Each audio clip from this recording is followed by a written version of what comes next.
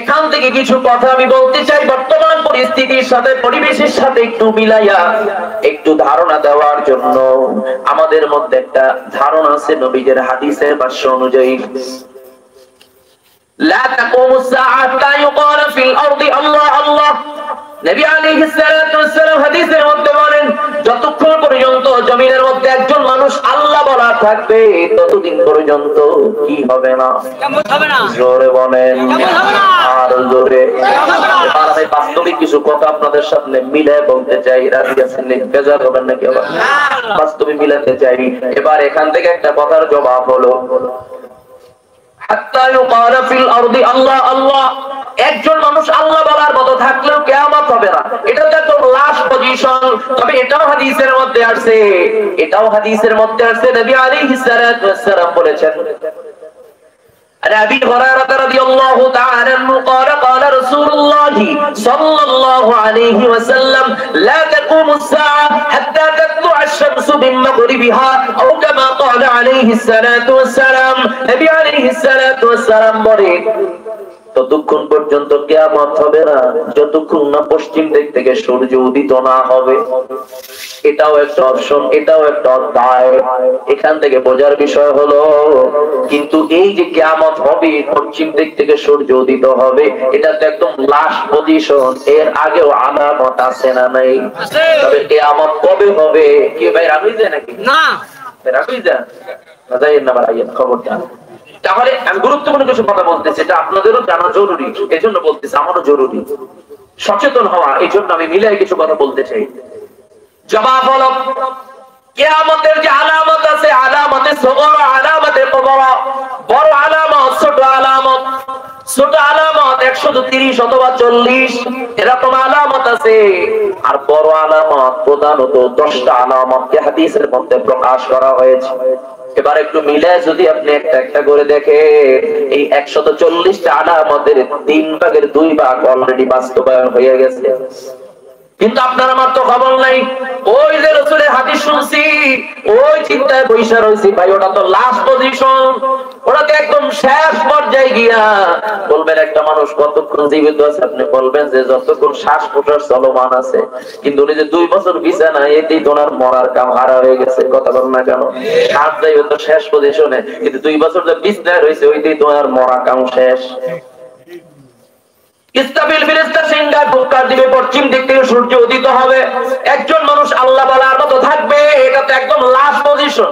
কিন্তু এর আগেই তো কায়দা খালাস, এর আগেই তো আপনার আমার অবস্থা খারাপ। বলবেন কেন?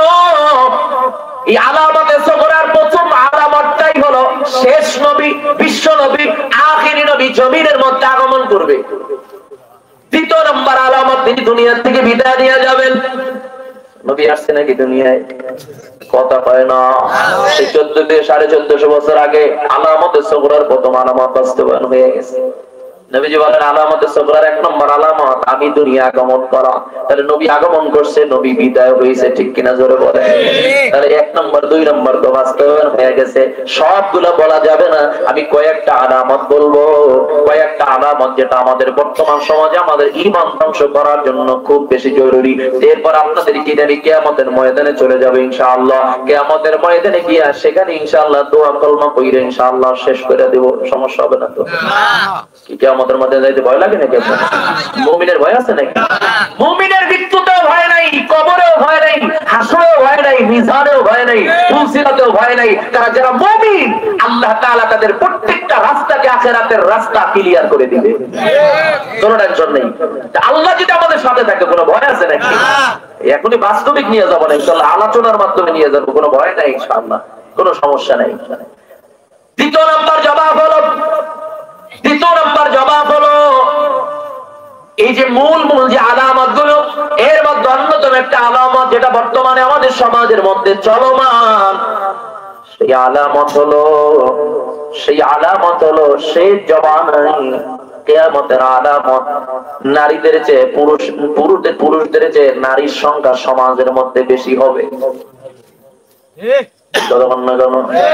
এই বছর যে আদমশুমারি হয়েছে, আদমশুমারি কোনটা হয়েছে? এবছর কিন্তু গেছে জনশুমারিতে, আগে আল্লাহ আদমশুমারি, এটাও আপনারা বুঝেন নাই। বুঝবেন কিভাবে? ওই যে আপনাদের মাথার মধ্যে ব্রিটিশরা ঢুকাই দিছে নিজে ভালো তো জগৎ ভালো, কি স্লোগান আছে না নেই? এটা একটা মিথ্যা কথা, একটা ফলস কথা। নিজে ভালো হলেই জগৎ ভালো হয় না, নিজে ভালো হলেই জগৎ ভালো হয় না, এটা ফলস থিওরি। বলবেন কিভাবে এটা বললেন? আমি বলবো আপনাদের কাছ থেকে আমি জানতে চাই, আপনার আমার নবীর চেয়ে ভালো মানুষ কোনদিন এই দুনিয়া আসবে নাকি? কিয়ামত পর্যন্ত আসবে? এত ভালো হওয়ার পরে দান দান শহীদ হলো করে জবাব দেন। এত ভালো হওয়ার পরে মাথার মধ্যে লোহার হেলমেটের করা ঢুকলেন কেন? জবাব দেন। 3 বছর কেন জেলের মধ্যে কারাবদ্ধ ছিল সেটার জবাব দেন।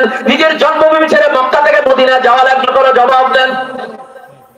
তাহলে বুঝতে হবে, নিজে ভালো হলেই জগৎ ভালো হয় না, নিজেও ভালো হতে হয়, জগৎকেও ভালো ভালো। তাহলে কোরআনের মধ্যে এই কথা বলা উচিত ছিল, কু আনফুসাকুম, তোমার আহাল পরিবার পরিজনকে বাঁচানোর চেষ্টা করো। আল্লাহ ওই কথা বলতেন, কু আনফুসাকুম, নিজে খাও, চাচা যার যার জান বাঁচা, নিজের বাঁচা নিজে বাঁচো। তাহলে তো বাইচেই যাইতাম। ছেলে জাহান্নামী হোক আমার কিছু করার নেই, মা বাবা জাহান্নামী হোক আমার কিচ্ছু সমস্যা নেই, আমি নিজে তো ভালো আছি। দেশ শেষ হয়ে যাক, সমাজ শেষ হয়ে যাক, কিন্তু আল্লাহ তাআলা মিলিয়ে দিয়েছেন, না না, কু আনফুসাকুম ওয়া আহলিকুম নার, নিজেও জাহান্নামের আগুন থেকে বাঁচো, আহল পরিবার পরিজনদেরকেও জাহান্নামের আগুন থেকে বাঁচানোর চেষ্টা করো। দ্বিতীয় নাম্বার জবাব হলো নিজে ভালো হলেই জগৎ ভালো হয় না, জগৎকে ভালো বানাবার জন্য চেষ্টা করা লাগে, হাতে ধরা লাগে, পায়ে ধরা লাগে, ফেকের করা লাগে, অর্থ সময় ব্যয় করা লাগে। এরপরে জগৎকে বানানোর জন্য চেষ্টা করা লাগে। জগৎ ভালো বানাতে হলে মাইর খাইতে হয়, জগৎ ভালো বানাইতে হইলে মামলা খাইতে হয়, কথা বল না কেন? জগৎ ভালো বানাতে হলে দেশ ছাড়তে হয়, জগৎ ভালো বানাবার চেষ্টা করলে বিপদ আছে না না? আমাদের সমাজে অনেক মা বোনরাও আছে, তার স্বামীকে ডাক দিয়ে বল, রাগ করতেছেন নাকি আপনারা? অল্প একটু সময় চলবে ইনশাআল্লাহ, অল্প একটু ইনশাআল্লাহ, শেষ দিকে চলে আসছি, কোনো টেনশন নেই। অনেক মা বোনরা আছে বাসার থেকে বলে মুরব্বিরে, খবরটা রাস্তাঘাটে কোন দিকে কোন দিক যাইতে পাই চাইবেনই না, ঘরে ভাত খাইবেন, মসজিদে নামাজ পড়বেন, আর কোনো ঝামেলার মধ্যে যাইবেন না, খবরদার উনি না জানে আবার কোনো ঝামেলায় জড়াইছেন। কি কথা বলেন না কেন? ওই তালিম দেয়, খবরদার কোনো প্রতিবাদ করবেন না, কোনো ঝামেলার মধ্যে যাইতেন না। সবাই যদি নিজে ভালো জগৎ দলের মধ্যে চলে যায়, কোন অন্যায়ের প্রতিবাদ না করে, তাহলে সেই সমাজের অবস্থা কি হবে? এক সময় কওমে লূতের অবস্থা যেরকম হয়েছিল, ওরা জমির সহ উল্টায় দিয়েছিল। ওই সময় কিন্তু তাহাজ্জুদ করে আল্লাহ ওরা জাকিরিন ছিল।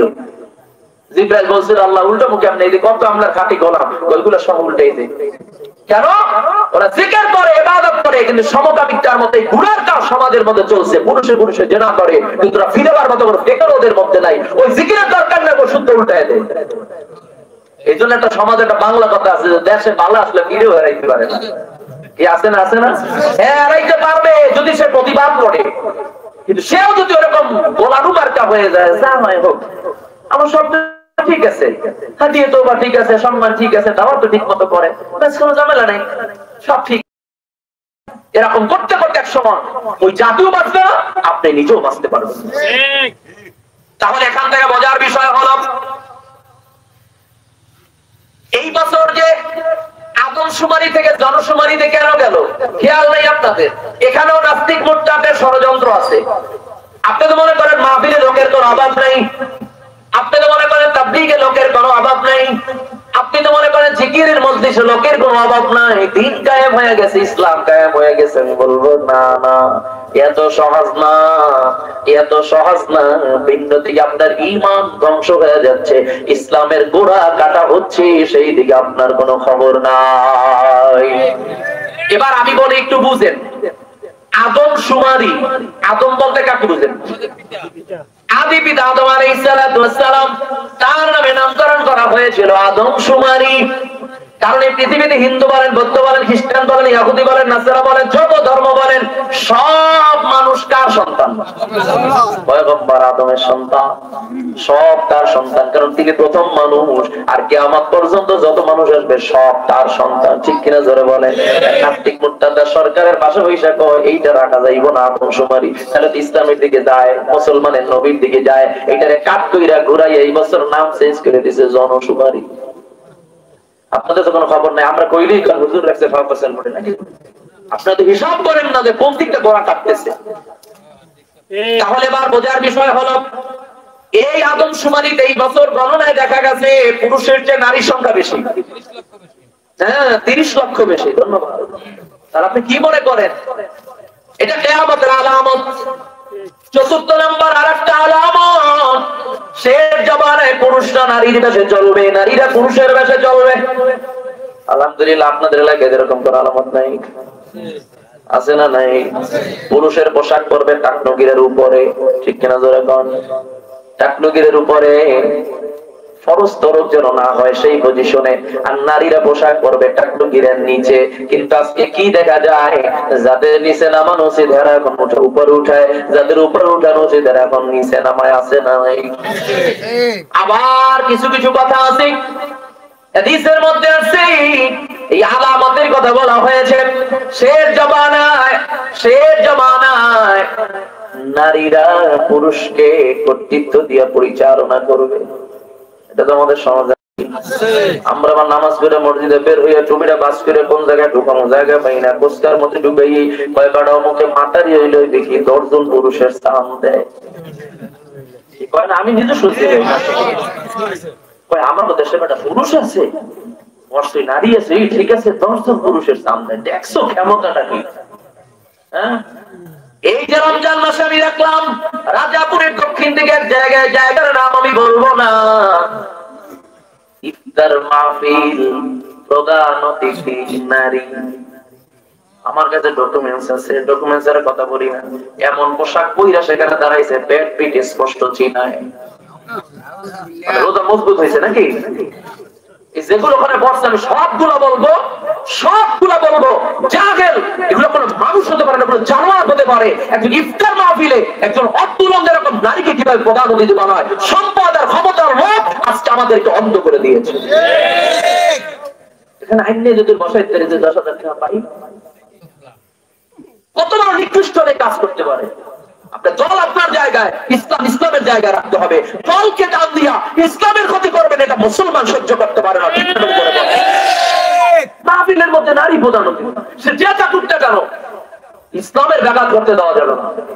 কোরআনের মধ্যে ইফতার মাহফিল, দ্বীনি প্রোগ্রাম, দেশে আবার বক্তব্য দিচ্ছে দাঁড়ায় কত সুন্দর মিষ্টি ভাষায়, আর টুপি মাথায় দিয়ে দেয়, পাশে কিছু লোকজন বসে আছে, এরা সুন্দর দেখতে দেখালো জান্নাত থেকে হুর পালাই আসছে, কথা বুঝেন, পালাই আছে সুন্দর আকারে রোজা অবস্থায়, রোজা রাখছে কিনা আল্লাহ ভালো, এরা বরকত হাসিল করতেছে। কি আদি এটাকে আপনি কি আমাদের আলামত মনে করেন না ভাই? তাহলে কোনটাকে আপনি মনে করবেন না? হ্যাঁ, যেইভাবে আপনি বলছেন 10 জন পুরুষের স্থান দেয়, আরো একদিকে স্থান আছে, বলবো নাকি সেইটা?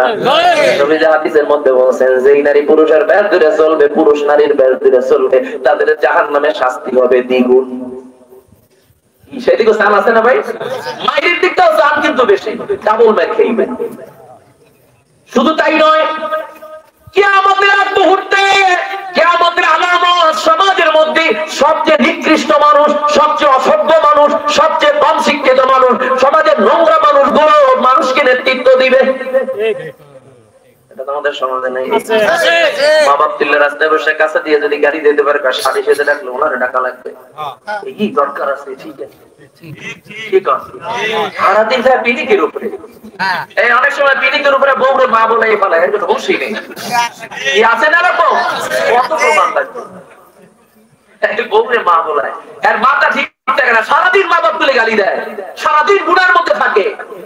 এই লোকটা সমাজে নেতৃত্ব দিচ্ছে। আমরা যত ভদ্র সমাজের মানুষ, এরা সব ঘরের মধ্যে এতে কাপে করছি, যা ওদিকে হয় হোক, নিজে ভালো জগৎ ভালো। আর এই সমাজ এমন হয়ে গেছে, এটা কিয়ামতের আলামত, যে যত ভদ্র তাকে মানুষ তত বোকা মনে করে, যে যত শিক্ষিত মানুষ তাকে বেশি তত বেশি নরম মনে করে, তত বেশি বোকা মনে করে। আজকে শিক্ষিত মানুষের দাম নেই, আজকে ভদ্র মানুষের সমাজের মধ্যে দাম নেই। মসজিদের ইমাম সাহেব কোথাও শালি সাথে ডাকবে না, তাহলে তাই টাকা কাটতে মনে রায় আমার দিকে নিতে পারবে, ডাকতে অমুকের কানের উপরে যেতে পারবে, দাদা খাইবে, আবার টাকা পয়সা দিয়ে রায় অন্যদিক ঘুরে যেতে পারবে, ক্ষমতা দেখে নাকি? আমরা তো বাস্তবায়ন করছি ভাই।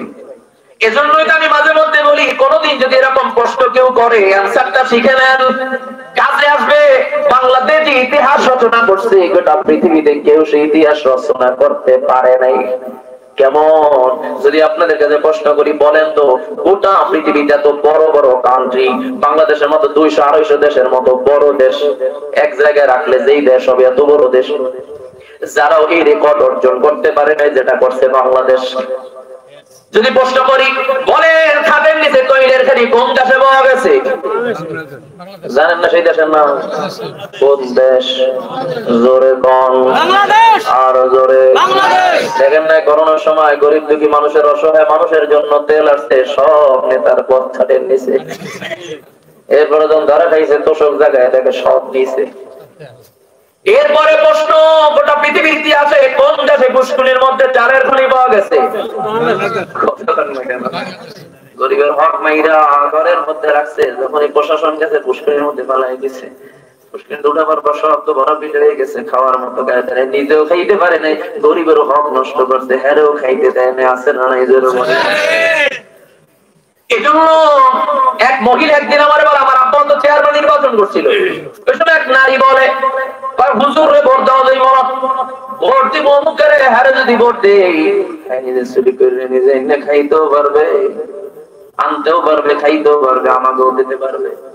হুজুর রে দিলে হুজুর তো এই কাম করতে পারবে না, কাজে হারে দেওয়া লাগবে।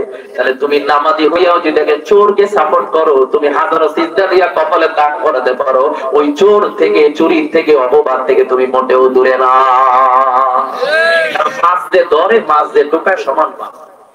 কথা বলেন যে চুরি করে আর চুরি সহযোগিতা করে উভয় সমান পান। মানবেন কিনা মানবেন, ওমা আলাইনি ইল্লাল বালাগ, ওটা আপনি বুঝবেন আর আপনার আল্লাহ বুঝবেন। পরবর্তী আলামত, রাগ করতেছেন ভাই? রাজনীতির আলামত করতে আলোচনা করতেছেন, কিয়ামতের আলোচনা করতেছেন। কথা বলছেন রাজের ভোট চাই না, নিষেধ করি না, তা মনে আপনি করেন, ওটা আপনি হিসাব আপনি দিবেন।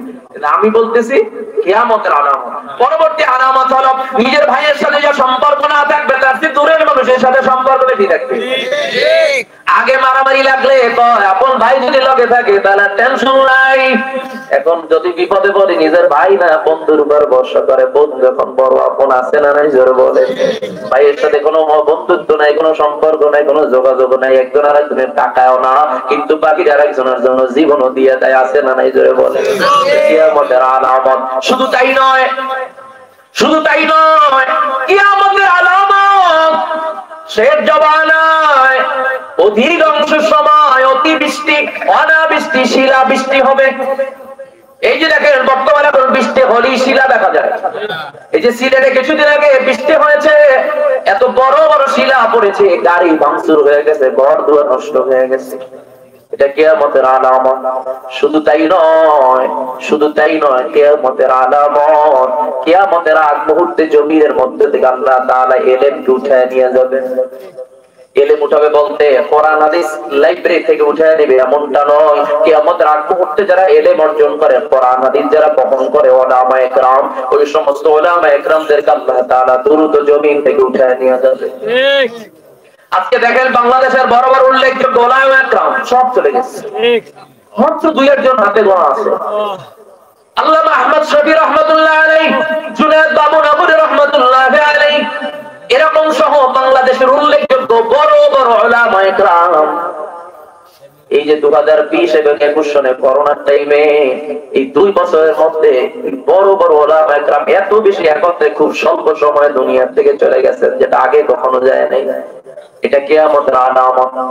শুধু তাই নয়, শুধু তাই নয়, কিয়ামতের আগ মুহূর্তে প্রত্যেকটা বাড়ির সামনে সামনে বাজার হবে, অধিকাংশ জায়গায় ঘন ঘন মসজিদ হবে, মসজিদও সুন্দর হবে, কিন্তু মুসলমানের ঈমান কাঁচা থাকবে, ঈমান দুর্বল হয়ে যাবে। এরকম মানুষ তো আলহামদুলিল্লাহ আমাদের সমাজে নাই। মসজিদে বসে নামাজে দাঁড়ায় ইয়াকা না'বুদু ওয়া ইয়াকা নাস্তাঈন, আমরা আপনার ইবাদত করি, আপনার কাছে সাহায্য চাই। মসজিদে বের হয়ে কয় এই বছর আমার দলে চেয়ারম্যান যদি না থাকতো বাঁচার কোনো কায়দাই আল্লাহ না। 30 কেজির কাঠটা দেশালে দেখে চললে আছে, হুজুররা বইলে হইবে, এই জন্য কোনরকম বাচ্চা আছে, নাইলে তো গেলাম। ঠিক অথচ একটু আগে মিথ্যা কথা বলি আর আল্লাহর সামনে দাঁড়ায় ইয়াকা না'বুদু ওয়া ইয়াকা নাস্তাঈন, আপনার ইবাদত করি, আপনার কাছে সাহায্য চাই, অথচ মসজিদ থেকে বের হয়ে সেই কথা আর মনে থাকে না। এবার জবাব হলো সময় কম, কিয়ামতের ময়দানে যাওয়া লাগবে। প্রস্তুত আছেন ইনশাআল্লাহ? ইনশাআল্লাহ। আল্লাহ পাক রব্বুল আলামিন আলামতে কুবরা যে 10টি আলামতের কথা বলেছেন খুবই করুণ। আমার আল্লাহ পাক রব্বুল আলামিন ভিন্ন দিকে আরেকটা কথা বললেন। আবি হুরায়রা রাদিয়াল্লাহু তাআলা আনহু قال قال رسول الله صلى الله عليه وسلم لا تقوم الساعة إلا في يوم الجمعة أو كما قال عليه الصلاة والسلام نبي عليه الصلاة والسلام বলেন যেই দিন কিয়ামত হবে ওই দিনটা হবে শুক্রবারের দিন। কোন দিন? জোরে কোন? আরো জোরে। এবার আমাদের সমাজে কিছু বুদ্ধিজীবী নামে বুদ্ধি প্রতিবন্ধী আছে, এরা দোকানে বসে মাঝে মধ্যে ফতুয়া দেয়, হুজুররা যে কথাবার্তা কয় এখনো তাল তাল পাই না, এক এক দিক থেকে এক এক রকম শুরু করে। কেমনে এটা সম্ভব? হুজুরদের সায়েন্স সম্পর্কে কোনো জ্ঞান নাই, তাদের মহাকাশ সম্পর্কে কোনো জ্ঞান নাই, তাদের এরকম দুনিয়ার কোনো আউট নলেজ নাই। এই জন্য যা মনে সেইটাই বইলে দেয়। দেখছো কেমন গাঁজাখুরি কথা। কিয়ামত হইবে নাকি শুক্রবার? তাহলে শুক্রবার কিয়ামত কি খালি শুধু বাংলাদেশ হইবে না সব জায়গায় হইবে? কথা বুঝেন? বুদ্ধিজীবী বুদ্ধি প্রতিবন্ধী মানে কি যে বোঝে না এটাও বোঝে না, উনি যে কি বোঝে না সেটাও বোঝে না। এবার তাদের থিওরি কি? বাংলাদেশে যখন দিন তখন আমেরিকায়, মানে যুক্তি কি বুঝেন? যে বাংলাদেশে যখন রাত্রি তখন আমেরিকায় ফুল দিন, আবার আমেরিকায় যখন রাত্রি তখন বাংলাদেশে ফুল দিন। কি রকমটা না? তাহলে এটা কিভাবে সম্ভব? সৌদি আরবের সাথে 3 ঘন্টা ডিস্টেন্স, সিঙ্গাপুরের সাথে 2 ঘন্টা ডিস্টেন্স, দুবাইয়ের সাথে 2-2.5 ঘন্টা ডিস্টেন্স আছে না নাই? জোরে বলেন। যার কারণে তারা একদিন আগে ঈদ করে, আমরা একদিন পরে করি, কিন্তু একই দিনে করার মতো বখিল আহাম্মক সমাজে আছে না নাই? জোরে বলেন। আল্লাহ কি কোন দেশের সাথে মিলাইয়া রোজা রাখতে বলছে নাকি? বলেন একটা দলিল দেন। কোন দেশের সাথে মিলাই ঈদ করতে বলছে নাকি? এরকম কোন দলিল আছে নাকি? আল্লাহ বলছেন 7 তারিখে রোজা রাখবা, 7 তারিখে রোজা শেষ করবা। কিসের উপরে? যে আহম্মকগুলো আমাদের সমাজে, আমাদের ইউনিয়নের এক কর্নারে আছে আহলে হাদিস নামে কিছু লোক, ওই কর্নারে বসে একদম, আমি একবার আন্দোলন করছিলাম হ্যাঁ নিয়ে পুরা উপজেলা একদম তোলপাড় হয়ে গেছে। এখন দেখি যে সামনে যায় বিপদের মাথায়, পিছে কেউ বুঝতে পারি না। সামনে যান, কি হয়েছে দেখবো। অনেক একটু বলতে মুরব্বী নাই স্কুলে, এখন মামলায় আমার নামে, আমার বাপের নামে, আমার বড় ভাই নামে, 3 জন আসামি। কথা বুঝলেন? আমি 1 নম্বর আসামি, 2 নম্বর আমার বাবা, 3 নম্বর আমার ভাই আসামি দিচ্ছে। কথা বুঝেন? এরাও এই বছর ঈদ পালন করছে সৌদির সাথে মিলে গেছে।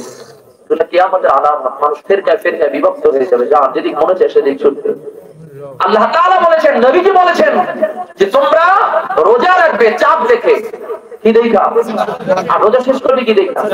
চাঁদ দেখা। তাহলে চাঁদের উপরে, সৌদি আরব যখন চাঁদ দেখছে, তুমি তখন চাঁদ কিভাবে দেখলা? তাহলে এখান থেকে বোঝার বিষয় হলো, বাংলাদেশে যখন দিন তখন আমেরিকায় রাত্রি, আমেরিকা যখন দিন তখন বাংলাদেশে রাত্রি। তাহলে শুক্রবারে কিয়ামত কিভাবে হবে? কি এটা চিন্তা আছে না নাই? সমাধান দিব না, বাজায় রাখবো, বলবো নাকি? এবার আমি এক কথায় ইমানের জবাবটা আগে আপনাদেরকে দিচ্ছি। ইমানের জবাব, আমরা এমন কোন দুর্বল আল্লাহ ইবাদত করি না যে কিছু করতে হইলে কারো কাছে ধার ধারা লাগবে, দরখাস্ত দেওয়া লাগবে, পারমিশন লাগবে, এমন আল্লাহকে আমরা মানি না। তখন না কেন আমাদের আল্লাহ দুর্বল নাকি? না না, আমাদের আল্লাহ ওই আল্লাহ নয়। আমাদের আল্লাহ এমন আল্লাহ যে আল্লাহ কোন বলার সাথে সাথে ফায়াকুন সেটা হয়ে যায়। আমরা ওই দুর্বল আল্লাহর ইবাদত করি না। এই যে আসমান হুকুম মানে কার? আল্লাহ। মনোযোগ দিয়ে দেই নাকি? আমি বসে করতেছি। এই যে জমিন, এটা কার হুকুমে চলে? জোরে কম। চন্দ্র কার হুকুমে চলে? সূর্য কার হুকুমে চলে? এইগুলো আমার আল্লাহ যদি চায় তাহলে সবই পারে। এবার বলবেন হুজুর এটা তো মাথায় ফেললে কথা। এবার একটু যুক্তি দেন। এবার আমি যুক্তি দিব।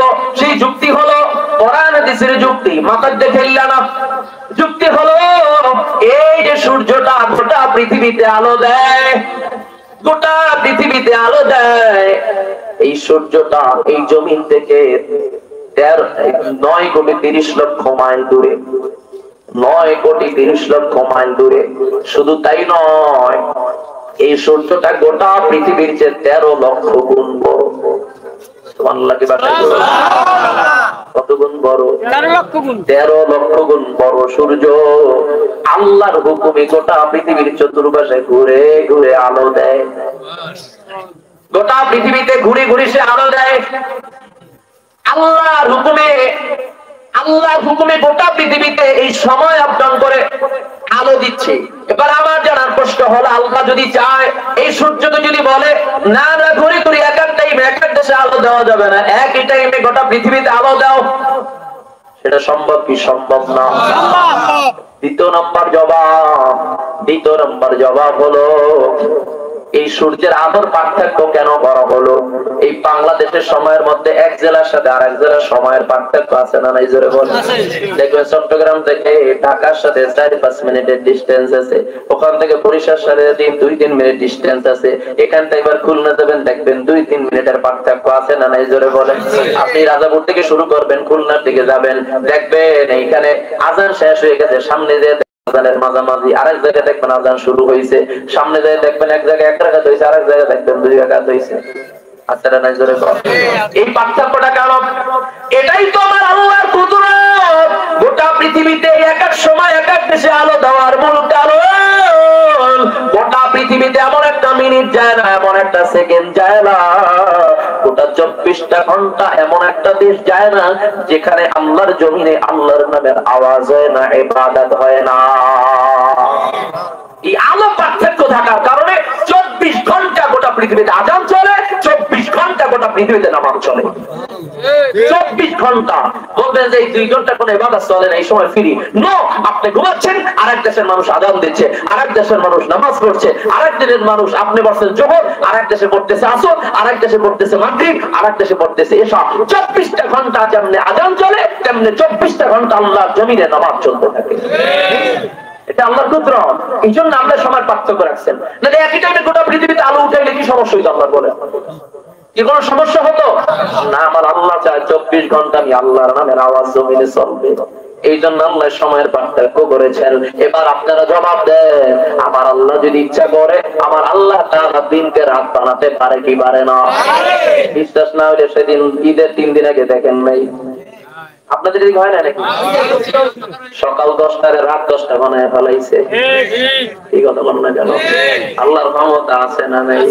এমন অন্ধকার বানাইছে, ফোকাসের বড় লাইট 10 হাত দূরে যায় না, কেউ কাউকে দেখে না। কথা বল না কেন? আমার আল্লাহ ইচ্ছা করলে রাতকে দিন বানাতে পারে কি পারে না? দিনকে রাত বানাতে পারার ক্ষমতা আমার আল্লাহর আছে না নাই? এবার যদি এটা সম্ভব হয়, তাহলে আমার আল্লাহ যদি ইচ্ছা করে শুক্রবার দিন গোটা পৃথিবীতে একই টাইমে সূর্যের আলো উঠাইয়া, পশ্চিম দিক থেকে সূর্য উঠাইয়া আমার আল্লাহকে আমার সংগঠিত করা সম্ভব আছে না না? বুঝে আসছে না? মাথায় ঠেলে বলছি আমার আল্লাহ একই টাইমে সময়ের পার্থক্য করে। দেখেন গোটা পৃথিবী কিন্তু সংকীর্ণ হয়ে আসছে, গোটা পৃথিবী সংকীর্ণ হয়ে আসছে কিয়ামতের কাছাকাছি। তবে কাছাকাছি বলতে 2-4-5-10 বছর, 15-2-1 বছর এরকম বিষয় না, 50-100-200 বছর না।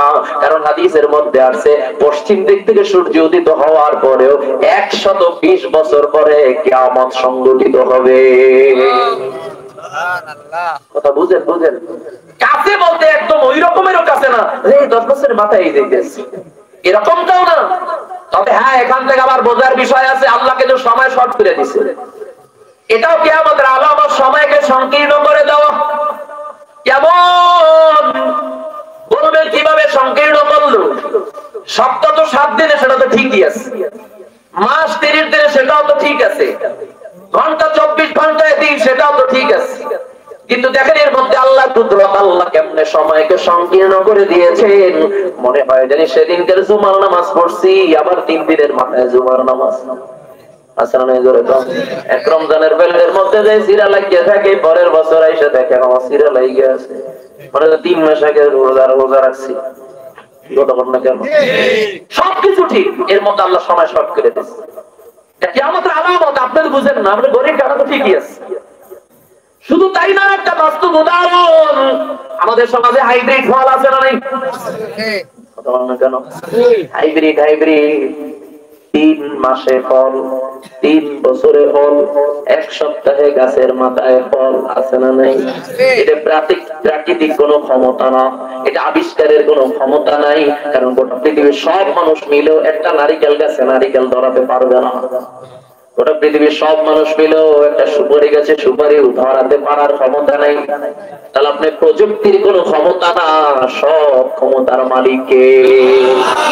আগে নারিকেল খাইছেন 30 বছর বয়সে, এখন 30 বছরে নারিকেল আমার আল্লাহ খাওয়ায় 3 বছর বয়সে।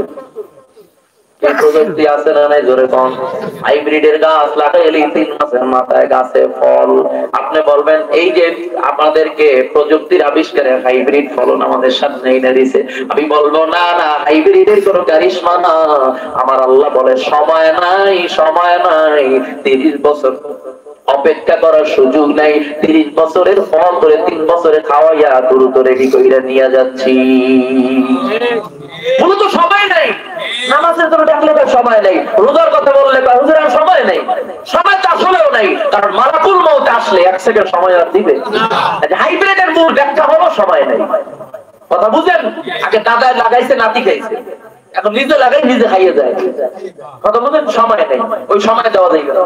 এই জন্য আল্লাহ সংক্ষিপ্ত ভাবে সংকীর্ণ করে আপনার রিজিক আপনার সামনে এসে দিচ্ছে, দ্রুত খাইয়ে রেডি হন, সময় নেই। তাহলে বন্ধু আমার জবাব হলো আল্লাহ পাক রব্বুল আলামিন যেটা আমাদের আলামতের কথা নবীকে জানিয়ে দিয়েছে। নবী আলাইহিস সালাতু ওয়াস সালাম করে তারিখ বলেন নাই, মাস বলেন নাই, বছর বলেন নাই, তিনি আলামত বলছেন। কিন্তু আমাদের দেশের বর্তমানে কিছু বক্তারা, আমি আগে শুনছি 2018 অথবা 19 এর মধ্যে ইমাম মাহদী এসে যাবে। যখন 19 পার হয়ে গেছে মনে হয় নেটওয়ার্কের সমস্যা ছিল, আসতে পারে না। 2020-21 এর মধ্যে সম্ভব এসে পড়বে। 2020-21 করোনা যাওয়ার করোনা ঝামেলার কারণে এসে পারে নাই। এখন আবার কয় 22-23 এর মধ্যে আসবে, 23 চলে গেছে, এখন আসছে 24। আচ্ছা বলেন, তারিখ সময় যদি বলতে পারতো তাহলে নবী বলতে পারতো কিনা? জোরে বলেন। নবী কিন্তু তারিখ বলেন নাই, মাস বলেন নাই, বছর বলেন নাই, নবী আলামত বলছেন। যে সাহাবীর এই আলামত যখন প্রকাশিত হবে তখনই বুঝবা সে জমিন আগমন করবে। এই অবস্থা যখন হবে তখনই বুঝবা কিয়ামত হবে। তাহলে আলামতে কবরা বড় আলামত। এই কথা বলি শেষ করতেছি ইনশাআল্লাহ, কষ্ট হবে না তো আপনাদের? একদম 5G গতিতে ইনশাআল্লাহ। তাহলে 1 নম্বর আলামতে কবরা, জমিনের মধ্যে কিয়ামতের আগ মুহূর্তে বড় আলামত, ইমাম মাহদী জমিনের মধ্যে আগমন করবেন। ইমাম মাহদী তার পিতার নাম হবে নবীর বাবার নামে নাম, তার মায়ের নাম হবে নবীর মায়ের নামে নাম। তিনি তার বংশ থেকেই জমিনের মধ্যে আসবে। ইমাম মাহদী সে প্রথমে নিজেও জানবে না যে আমি ইমাম মাহদী। সে নিজের পরিচয় নিজে দিবে না, তার পরিচয় ঘটবে কাবা বাইতুল্লাহর কর্নারে যে হজরে আসওয়াদ পাথর আছে, যারা হজ করতে গেছেন তারা দেখছেন এই হজরে আসওয়াদ পাথর আর মাকামে ইব্রাহিম এর মাঝখানে যে খালি জায়গাটা আছে, ওই জায়গায় ট্যাগ লাগায় বসা থাকবে। এমন সময় দূরের এক কাফেলা মুসলমান তারা যখন তওয়াফ করবে তখন তার দিকে লক্ষ্য করবে, হঠাৎ করে তাকে ডাক দিয়ে বলবে আপনি ইমাম মাহদী। সে বলবে না আমি ইমাম মাহদী না। হ্যাঁ আপনি ইমাম মাহদী, কারণ সেই যে আলামত নবীজি বলছেন সে আলামত আপনার মাঝে পাওয়া গেছে। সে প্রথমে স্বীকার করবে না, ওই লোকগুলা ধরে বলবেন আমাদেরকে বয়াত করান। আর ইমাম মাহদী যখন জমিনে আসবে তখন গোটা পৃথিবীর সব মুসলমানের পায়ের নিচে মাটি থাকবে না, মুসলমান নির্যাতিত থাকবে, নিষ্পেষিত হয়ে যাবে, তাদের পাশে দাঁড়াবার মতো কেউ থাকবে না। এই যেমন আজকে তাকায় দেখে ফিলিস্তিনের মধ্যে কত মুসলমান, ছোট্ট ছোট্ট শিশু বাচ্চা দম্পিকে দুনিয়া থেকে বিদায় হয়ে যাচ্ছে, কারো হাত নাই, পা নাই, ছোট্ট ছোট্ট বাচ্চা বেঁচে আছে, আহত অবস্থায় মা নাই। কত তরুণ অসুস্থ হলে যে চিকিৎসা নিবে সেই ব্যবস্থা রাখে নাই।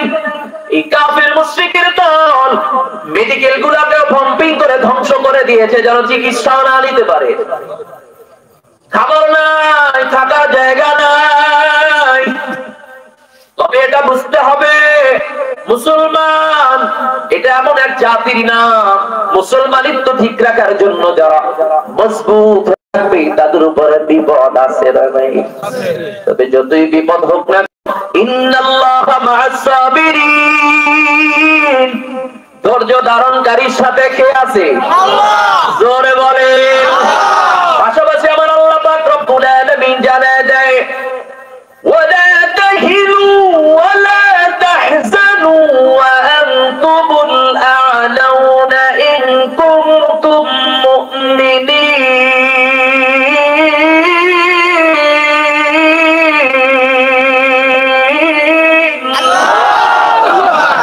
আল্লাহ আবার আমাদেরকে আশার বাণী জানায় দেয় তোমরাই সফলতা অর্জন করবে, তোমরাই বিজয় অর্জন করবে, ভয়ের কোনো কারণ নাই। তবে শর্ত হলো একটা, যদি তোমরা মুমিন হও। যদি আমরা মুমিন হতে পারি, মুসলমানের সাথে কেউ যদি না থাকে, চিন্তার কোনো কারণ নাই। আমাদের সাথে যিনি আছেন তার নামটা কি জোরে আওয়াজ দিয়ে বলে? অচিরে মুসলমানের বিজয় সুনিশ্চিত আমাদের সামনে। এই অবস্থা যখন গোটা পৃথিবীতে হয়ে যাবে, মুসলমানের পাশে দাঁড়াবার মতো কেউ থাকবে না। মুসলমানরা সারা পৃথিবীতে অত্যাচারিত হয়ে যাবে, নির্যাতিত হয়ে যাবে, খুবই অসহায় হয়ে যাবে। এমন সময় ইমাম মাহদী আলাইহিস সালাম জমিনের মধ্যে আগমন করবে। ভয় আছে নাকি আমাদের? আমাদের নেতৃত্ব দেওয়ার জন্য ইমাম মাহদী জমিনের মধ্যে আগমন করবে। যতই তন্ত্র মন্ত্র নিয়ে লাফালাফি করো, কোনো কাজ হবে না। বিজয় মুসলমানের, বিজয় ইসলামে, ঠিক না বেটি? টেনশনের কারণ নেই। ইমাম মাহদী জমিনের মধ্যে যে প্রকাশিত হবে, ওই লোকগুলো বলবে আমাদেরকে বয়াত করান। সে বলবে না না, আমি কি বয়াত করাবো, আমি ইমাম মাহদী না। বলবে হ্যাঁ, আপনার মধ্যে আলামত পাওয়া গেছে, আপনি ইমাম মাহদী। এমন সময় তাকায় দেখবে দূর থেকে একটা কাফেলা আসতেছে, আক্রমণের সুরাত নিয়ে, অস্ত্র শস্ত্র নিয়ে, ঘোড়ায় চলে। ওই কাফেলাটা কিছু দূর আসার মাত্রই পুরা কাফেলা শুদ্ধ, ঘোড়া শুদ্ধ, সব মাটির নিচে ধসে যাবে।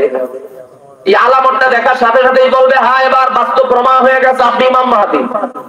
রাসূল যেইভাবে বলছে সেইভাবেই বাস্তবায়ন হয়ে গেছে, অস্বীকার করার সুযোগ নাই, বয়াত করান। এইবার ইমাম মাহদী তাদেরকে বয়াত করাবেন। গোটা পৃথিবীতে দ্বীনের দাওয়াত চলমান করবেন, গোটা পৃথিবীতে দ্বীনের দাওয়াত চালু করে দিবেন। গোটা পৃথিবীতে দ্বীনের দাওয়াত যখন চালু দিবেন, তার কিছুদিনের মধ্যেই জমিনের মধ্যে দাজ্জাল আগমন করবে। দাজ্জাল আগমন করার পর মানুষের উপরে অত্যাচার নির্যাতন শুরু করে দিবে। মানুষের ঈমান ধ্বংস করার জন্য, নষ্ট করার জন্য এক হাতে জান্নাতের ফটক আর এক হাতে জাহান্নামের ফটক নিয়ে মানুষকে দেখাবে। এই যে দেখো, এই যে দেখো জান্নাতের ফটক, এই যে দেখো জাহান্নামের ফটক। যদি আমার উপর ঈমান আনো, আমার কথা মানো, তাহলে তোমরা জান্নাতে যাইতে পারবা। আমার কথা যদি না মানো, তাহলে জাহান্নামে চলে যাবা। যাদের ঈমান দুর্বল হবে, যারা দুর্বল ঈমানের মানুষ, তারা ঈমান হারা হয়ে যাবে। বলবেন কেন? না না, আমরা যাব না। বলবো কিভাবে গ্যারান্টি আছে? আমি বলবো না না, বাস্তব প্রমাণ। এই বাংলাদেশের মধ্যে ল্যাংটার দরবারেও মানুষ আছে না নাই? কথা বল না কেন? তাহলে একজন ল্যাংটার দরবারেও যদি মানুষ যায়, সেই সে দাজ্জাল জান্নাত জাহান্নাম বাস্তব দেখাইবার পর সে যে তার পিছনে ছুটবে না, তার কোনো গ্যারান্টি নাই। ওই ল্যাংটার মধ্যে মাল আছে, আপনি তো বোঝেন না। শুধু তাই নয়, মানুষকে মেরে ফেলবে, আবার জায়গায় তাকে চিন্তা করিয়া দেখাইবে। কি মনে করেন?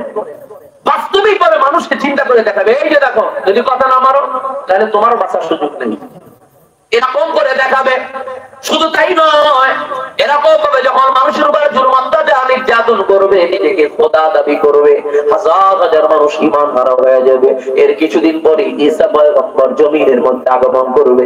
ঈসা পয়গম্বর আগমন করার পর এইবার দুইজন মিলে গোটা পৃথিবীতে এই দ্বীনের দাওয়াত চলমান করে দিবে, গোটা পৃথিবীতে দাওয়াত দিবে। সর্বশেষ দাজ্জালকে জবাই করে দুনিয়া থেকে ঈসা পয়গম্বর ইমাম মাহদী আলাইহিস সালাতু ওয়াস সালাম তাদের দাওয়াতে গোটা পৃথিবীতে ইসলাম এস্টাবলিশ করার পরে দাজ্জালকে জবাই করে দুনিয়া থেকে বিদায় করে দিবে। এর কিছুদিন যাওয়ার পরে আবার পরবর্তী ফিতনা ইয়াজুজ মাজুজ জমিনের মধ্যে আগমন করবে। ইয়াজুজ মাজুজ বলতে দুইজন ব্যক্তির নাম না, এটার দুইটা গোত্র, এটা দুইটা কাফেলা। বাদশা জুলকারনাইন দিনের আমলে এদেরকে আবদ্ধ করে একটা দেয়ালের মধ্যে আটকে দেওয়া হয়েছিল। অত্যাচারী জাতি মানুষের উপরে অন্যায়ভাবে অত্যাচার নির্যাতন করে, জুলুম করে। তাদেরকে প্রাচীর দিয়ে আটকে দেওয়ার কারণে তারা প্রতিদিন বের হওয়ার জন্য চেষ্টা করে না এমনটা না, এই চেষ্টা করে প্রতিদিন সবাই মিল্লা এসে দেয়াল চাপতে থাকে। যখন সন্ধ্যা ঘনিয়ে যায়, দেয়াল পাতল হয়ে যায়, তখন ডাক দিয়ে বলে যা হয়েছে হয়েছে, আবার বাকিটা কাইলে এসে ক্লিয়ার করবো। পরের দিন আইসা দেখে তারা এখনো চেষ্টা করে, পরের দিন আইসা আবার দেখে যে সাবেক দেয়াল সেরকম হয়ে গেছে। সর্বশেষ ঈসা পয়গম্বর জমিনে আগমনের পর ওরা যখন শেষ দিন দেয়াল চাইটা চলে যাবে, সন্ধ্যা ঘনিয়ে আসবে, যাওয়ার সময় বলবে আজকে যা করছি বাকিটা কাল ঈসা ক্লিয়ার করবো ইনশাআল্লাহ। এই ইনশাআল্লাহ বলার কারণে দেয়াল আর পুরো হবে না, ওই রকমেরই থাকবে। পরের দিন আইসা দেয়াল ভাইঙা গোটা পৃথিবীর মধ্যে ছড়ায় পড়বে, গোটা পৃথিবীর মানুষের মধ্যে ছড়ায় পড়বে। মানুষের উপর অত্যাচার নির্যাতন শুরু করে দেবে, জুলুম নির্যাতন শুরু করে দিবে। মানুষ পাগল বেকার হয়ে যাবে, ঈসা পয়গম্বরের কাছে চলে যাবে, ঈসা পয়গম্বর তুর পাহাড়ে চলে যাবে, আল্লাহর কাছে দোয়া করবে, আল্লাহ এই আবার কোন ফিতনায় আযাবে গজব, এখান থেকে আপনি আমাদেরকে হেফাজত করেন। করোনা ভাইরাসের মতো এমন একটা ভাইরাস লাগাই দিবে, প্রত্যেকের গর্দানের মধ্যে হবে। ইয়াজুজ মাদুজ যারা থাকবে প্রত্যেকের গর্দানে এই রোগটা, ভাইরাসটা ছড়ায় যাবে, সব ময়রা জমিনের মধ্যে ক্লিয়ার হয়ে যাবে। এখন তো আরো বিপদ, এখন ময়রা পয়সা বন্ধ, এখন আরো বিপদ। আল্লাহর কাছে আবার দোয়া করবে, আবার দোয়া করার কারণে আল্লাহ যা পাখি পাঠায় দিবে, ওই পাখিগুলো সব লাশগুলোকে ধইরা ধইরা সমুদ্রের মধ্যে নিয়ে ফেলা দিবে। এরপর আল্লাহর পক্ষ থেকে বরকতের বৃষ্টি হবে, বৃষ্টিতে গোটা জমিকে ধুয়ে বাজে পরিষ্কার করে দিবে। কিছুদিন যাওয়ার পর হঠাৎ করে একটা রাত্রি হবে, যে রাত্রিটা হবে দিন রাত্রির সমান। মানুষ ঘুমাতে ঘুমাতে অস্থির হয়ে যাবে, যত মাখলুক গরু ছাগল বকরি যারা আছে সবাই চিল্লাতে থাকবে, আর সবাই ক্ষুধা যন্ত্রণায় হাজারি করতে থাকবে। রাত কেন শেষ হয় না, দিন রাত্রির সমান হবে। এরপরে হঠাৎ করে কিছুদিন যাওয়ার পর আল্লাহর হুকুমে জমি থেকে একটা প্রাণী বের হবে, যার নাম হবে তাব্বাতুল আরদ, জমিনের প্রাণী। এই প্রাণীটা বের হওয়ার পর গোটা পৃথিবীতে মুহূর্তের মধ্যে সফর করবে। গোটা পৃথিবীতে মুহূর্তের মধ্যে সফর করার পর এরপরে তার কাজ হলো প্রত্যেকটা মানুষের গর্দানের মধ্যে একটা একটা টান দিয়ে দিয়ে চলে যাবে। যে বান্দা ইমানদার তার চেহারাটা নূরের আলোতে ঝলমল ঝলমল করতে থাকবে। অর্থাৎ সবাই নাই সেল লাগাই দিচ্ছে, সময় নেই। আর যে বেঈমান তার চেহারাটা কুৎসিত কালো হয়ে যাবে, তিনিও চলে যাবেন। কিছুদিন পর হঠাৎ করে পাহাড়ের মধ্য থেকে বিশাল এক আগুনের খন্ড বের হবে পাহাড়ের আকৃতিতে। গোটা পৃথিবীর মানুষগুলোকে পিছন থেকে ধাওয়া করবে আগুন, দৌড়াতে থাকবে মানুষ, পিছন থেকে ধাওয়া করতে থাকবে আগুন। আর মানুষ শুধু চিল্লাবে আর বলবে আগুন আগুন আমাদেরকে বাঁচাও। আগুন তাদেরকে ধরবে না, শুধু দাওয়া করতে থাকবে। কিতাবের মধ্যে লেখে গোটা পৃথিবীতে সর্বসিটা যে মানুষগুলো আছে, ওই মানুষগুলাকে আগুন ধাওয়াইয়া সব একদিকে আরাফার ময়দানের দিকে জমা করে দিবে। এরপরে আল্লাহ পাক রব্বুল আলামিনের হুকুম হয়ে যাবে পশ্চিম দিক থেকে সূর্য উদিত হওয়ার জন্য। আল্লাহ পাক রব্বুল আলামিনের হুকুমে পশ্চিম দিক থেকে যখন সূর্য উদিত হয়ে যাবে, আল্লাহ পাক রব্বুল আলামিন বলেন এরপরে সর্বশেষ ইসরাফিল ফেরেশতাকে আল্লাহ পাক রব্বুল আলামিন হুকুম দিয়ে দেবে সিংহা ফুৎকার দেওয়ার জন্য। ইসরাফিল ফেরেশতা সিংহা ফুৎকার দেওয়ার পর, প্রথম ফুৎকার দেওয়ার পর জমিনের মধ্যে যত মানুষ আছে সব মানুষগুলো তখন নেশাগ্রস্ত মানুষের মতো হেলতে দুলতে থাকবে। মানুষ একজন আর একজনকে বলবে কি নেশাগ্রস্ত দ্রব্য পান করেছো নাকি? বলবে না না, ওই ইসরাফিল ফেরেশতা সিংহার ফুৎকারের আওয়াজ আস্তে আস্তে করে রৌশনি যখন বাড়তে থাকবে, ওই মানুষগুলো আস্তে আস্তে করে ঢলে ঢলে যে যেখানে আছে সেইখানেই পইরা মারা যাবে, যেখানে আছে সেখানেই পড়ে যাবে। এরকম কিছুদিন যাওয়ার পর আল্লাহ পাক রব্বুল আলামিন এই যে সিংহায় ফুৎকারের ঘোষণা দিয়েছেন, নবী আলাইহিস সালাতু ওয়াস সালাম ফুৎকার থেকে আর এক ফুৎকারের দূরত্ব হবে 40,000 বছরের লম্বা সময়ের ব্যবধান। দ্বিতীয় ফুৎকার দেওয়ার পর সব কিছু থেমে যাবে। প্রথম ফুৎকারে মানুষ মারা যাবে, এরপর আসমান জমিন পাহাড় পর্বত সব কিছু ধ্বংস হয়ে যাবে। সবকিছু খোলে খোলে করতে থাকবে, সবকিছু ধ্বংস হয়ে যাবে। দ্বিতীয় ফুৎকার দেওয়ার পর সব থেমে একটা সমতল ভূমিতে কায়েম হয়ে যাবে। সেই জমিনটাই হবে হাসরের ময়দান। কিতাবের মধ্যে লেখে হাসরের ময়দানের সূচনা হবে আরাফার ময়দান থেকে। আল্লাহ পাক রব্বুল আলামিন আরাফার ময়দান কায়েম করার পর আল্লাহ তাআলা ঘোষণা দিয়েছেন, মুমিনের জন্য কোনো ভয় নেই, কোনো চিন্তার কারণ নাই। হাসরের ময়দানে উপস্থিত হওয়ার পর কাফের মুশরিকদের থেকে ঈমানদার থেকে আল্লাহ পাক রব্বুল আলামিন সবাইকে পৃথক করে দিবে। আল্লাহ পাক হঠাৎ করে ঘোষণা দিবে, আওয়াজ সবাইকে দিবে, ওয়ামতাজুল ইয়াওমা আইয়ুহাল মুজরিমুন।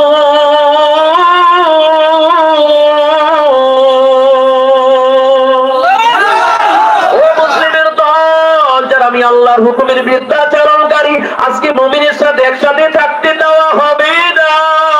মুমিনদের থেকে আজকে পৃথক হয়ে যাও, আলাদা হয়ে যাও।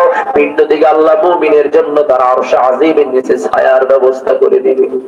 শুধু তাই নয়, এর মধ্যে এক শ্রেণীর মানুষ, 7 শ্রেণীর মানুষের মধ্যে এক শ্রেণীর মানুষ হলো তারা যারা এই জমিনের মধ্যে যৌবন বয়সে আল্লাহর গোলামি করছে, আল্লাহর ইবাদত করেছে। ওয়াশাবুন নাশা ফি ইবাদাতিল্লাহ, যাদের যৌবন সময় আল্লাহর ইবাদতে কাটায় দিয়েছে, ওই যুবকদেরকে আমার আল্লাহ ডেকে ডেকে তার আরশের নিচে ছায়ার ব্যবস্থা করে দিবে।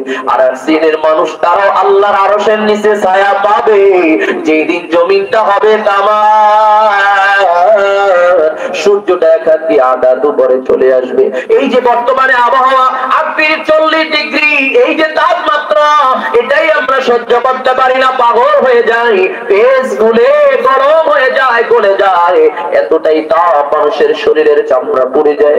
ওই দিন সূর্যটা একাত দিয়ে আধা দুপুরে চলে আসবে, জমিনটা তামার হয়ে যাবে, ভাগিয়ে যাওয়ার মতো কোনো কায়দা নেই। হাসরের ময়দানে উপস্থিত হওয়ার পর সব মানুষগুলো উলঙ্গ অবস্থায় উঠবে। আয়েশা সিদ্দিকা ডাক দিয়া বলে, পয়গম্বর, সব মানুষ উলঙ্গ উঠবে, আমাদের কি লজ্জা লাগবে না? নবীজি ডাক দিয়া বলেন, আয়েশা, হাসরের ময়দানে উপস্থিত হওয়ার পর মানুষের চক্ষুগুলা যে উপরের দিকে উঠবে, নিচের দিকে নামানোর মতো আর কোনো ক্ষমতা থাকবে না। ওই দিন আল্লাহ তাআলা আর এক শ্রেণীর মানুষকে আরশের নিচে ছায়ার ব্যবস্থা করবে। ওই মানুষগুলো হলো তারা যারা জমিনে বসে সর্বহালতে সর্ব অবস্থায় আল্লাযীনা ইয়াযকুরুনাল্লাহা কিয়ামান ওয়া কুউদান ওয়া আলা জুনুবিহিম ওয়া ইয়াতাফাক্কারুনা ফী খালকিস সামাওয়াতি ওয়াল আরদ রব্বানা মা খালাকতা হাযা বাতিলান সুবহানাকা ফাকিনা আযাবান নার। জমিনের মধ্যে সিনের মানুষ যারা সর্বহালতে আল্লাহর জিকিরের মধ্যে সময় কাটাইছে আর আল্লাহর সৃষ্টি নিয়ে তাফাক্কুর করছে আর গবেষণা করছে, আর মাঝে মধ্যে আল্লাহকে গোপনে আল্লাহর সাথে সম্পর্ক লাগায়া চোখে পানি নিয়ে ডাক দেয়া বলছে, ওরে আমার মাওলা রে,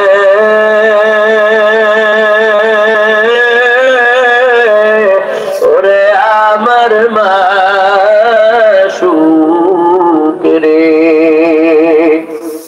তোমাকে বুঝি আমি পাইলাম না। সর্বহালতে আফসোস করতে আর ডাক দেয়া বলছে, আল্লাহ তোমারে বুঝি পাইলাম না। রমজানের রোজা রাখলাম, তুমি কোথায়? তোমাকে তো পাইলাম না। ওয়াজ মাহফিলে কত সময় কাটাইলাম, কোরআনের মজলিসে তোমারে পাইলাম না। জিকিরের মজলিসে কত তোমারে তালাশ করলাম, পাইলাম না। কাবা বাইতুল্লাহর কিনারে দাঁড়াইয়াও লাব্বাইক আল্লাহুম্মা লাব্বাইক, লাব্বাইক লা শারীকা লাক লাব্বাইক বলে ডাক দিলাম, তোমারে পাইলাম না। তুমি কোথায়? এই আফসোস নিয়ে যে বান্দা আল্লাহর সৃষ্টি নিয়ে তাফাক্কুর করবে, আল্লাহর জিকিরের মধ্যে সময় কাটাবে, ওই বান্দাদেরকে আমার আল্লাহ আরশের ময়দানে, আরশের নিচে হাসরের ময়দানে তার আরশে আজিমের নিচে ছায়ার ব্যবস্থা করে দিবে, বসার জায়গা করে দিবে। প্রত্যেককে এক একটা জান্নাতের কুরসি দান করবে, চেয়ার, সম্মানের সাথে আল্লাহ সবাইকে বসার জায়গা নির্ধারণ করে দিবে। কাজী বন্ধু, আপনাদেরকে বলতে চাই, ওই আল্লাহর সাথে সম্পর্ক করার দরকার আছে না নাই? তরিকার উপরে চলার দরকার আছে না নাই? এই দুনিয়া যার কথা বলেন না কেন, সব কিন্তু বৃথা। আপনার আপন না। মা বলেন, বাবা বলেন, আত্মীয় স্বজন বলেন, কবরে বিদায় দেওয়ার পরে বিসমিল্লাহি ওয়া আলা মিল্লাতি রাসূলিল্লাহ, আল্লাহ এবং আল্লাহ রাসূলের সুবর্দ করে আল্লাহর রাসূলের বলে আপনাকে আমাকে উঠায় রেখে আসবে। আপনার আমার দুনিয়ায় কেউ আপন না, একমাত্র আপনার আমার আপন, যিনি তার নামটাকে জোরে আওয়াজ দেবেন।